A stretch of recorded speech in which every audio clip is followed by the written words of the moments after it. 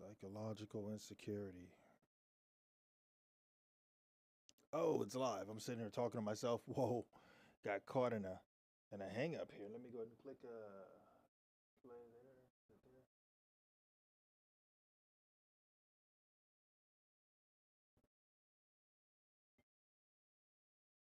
See if it's gonna play like it's supposed to. And welcome back. Just Not Harris here. Business scenarios based off the Daily Drucker. Talking about insecurities in business. This is social, psychological. There's just, all right. So what does that actually mean? With this one, I mean, at the end of the day, we're not talking about economic.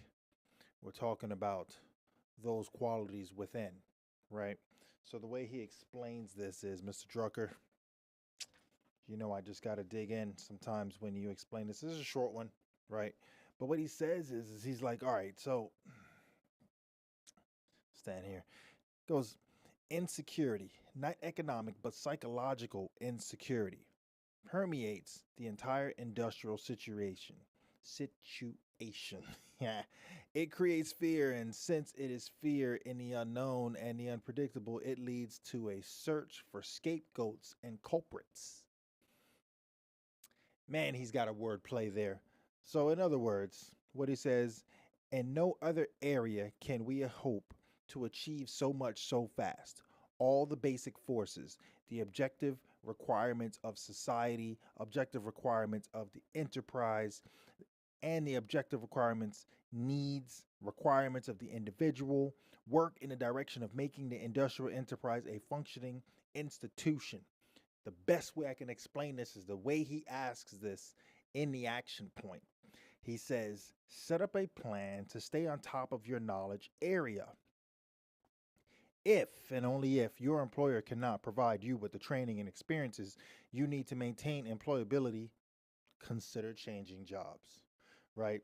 So if you're not somewhere, if you're looking because you choose to find a cheap way out in things and they can't provide you with what you need, and you think you have everything you need, and you're not with a think tank of people that are constantly throwing information at each other and growing, then you're wrong.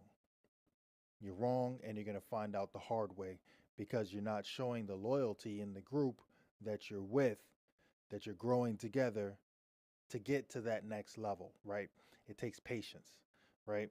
So in any new business, in anything, especially if you jump ship sooner than 5 years, failing to realize the small milestones that have been achieved, you're wrong, right?